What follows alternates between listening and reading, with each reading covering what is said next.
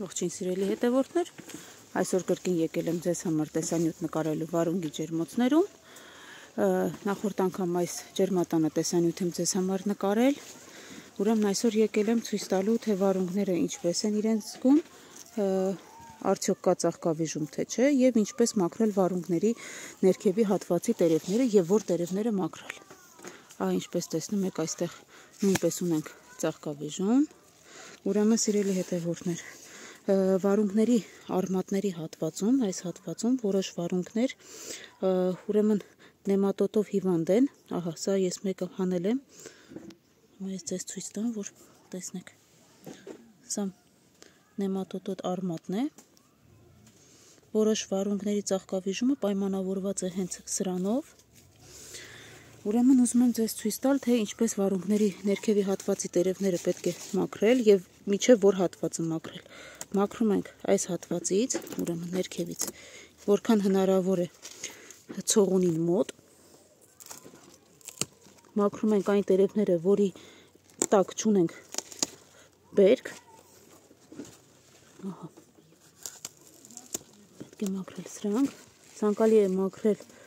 սեկատրով, որովհետև այդ դեպքում չենք վնասի այսպես ցողունները։ Ես սա պարզապես ձեզ ցույց տալու համար եմ նկարում։ Եվ որպեսզի վարունգը կարողանա մի քիչ օդի շրջանառություն լավ կատարել, մաքրում ենք նաև այն տերևները, որոնց տակ չունենք պտուղներ, այսինքն այս դեպքում, քանի որ սա չաճող բերք է, սա այս տերևը նույնպես կարելի է հեռացնել։ Հեռացնելուց հետո անպայման նայեք, որ կարճ հատվածում, այսինքն ցողունին որքան հնարավոր է, այդքան մոտ լինի։ Ցանկալի է հեռացնել առավոտյան եւ ցերեկվա ժամերին, քանի որ երեկոյան ժամերին օդի խոնավությունը մնում է ջերմատանը եւ այդ խոնավությունը կարող է նպաստավոր պայման ստեղծել վարունգին սնկային հիվանդություններով զարգացնելու համար։ Ահա։ Ես ձեզ ցույց տամ ամբողջ պատկերը։ Այսպես կարելի է մաքրել, մաքրելուց հետո ցանկալի է, որ տերևները անպայման դուրս հանվի ջերմատնից, քանի որ տերևների տակ մնում է լրացուցիչ խոնավություն եւ սկսվում են նեղման պրոցեսներ, որն էլ իր հերթին նորից հիվանդությունների առաջացման վտանգ կարող է թողնել։ Այսպես սիրելի հետևորդներ, վարունգները արդեն բարձրացել են, հասել են իրենց վերին թելերի հատվածին, արդեն այստեղ պետք է անպայման վերևի պոլիէթիլենային թաղանթը բացել, ինչպես տեսնում եք, այստեղ մի հատվածում բացվել է, մոտենամ ձեզ ցույց տամ, ահա այս հատվածում բացվել է,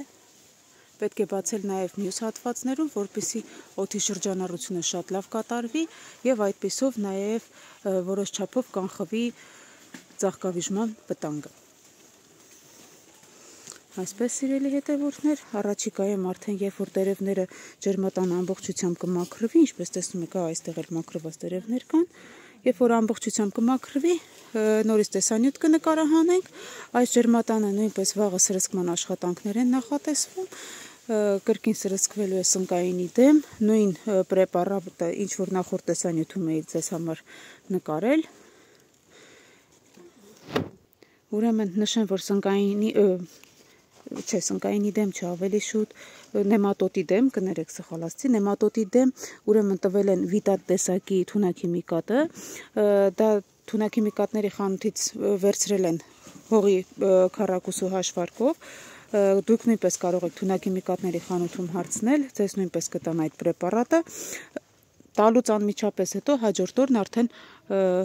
ըստ մշակողների արդյունքը զգացվում է։ Տվել են նաև մեկ այլ պրեպարատ, որը իրեն չի արդարացրել։ Հա,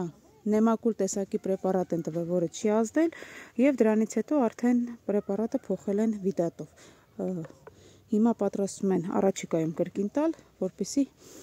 բույսը ավելի լավ զարգանա եւ ավելի լավ աճի։ Այսքանը սիրելի հետևորդներ, դե ինչ, կհանդիպենք։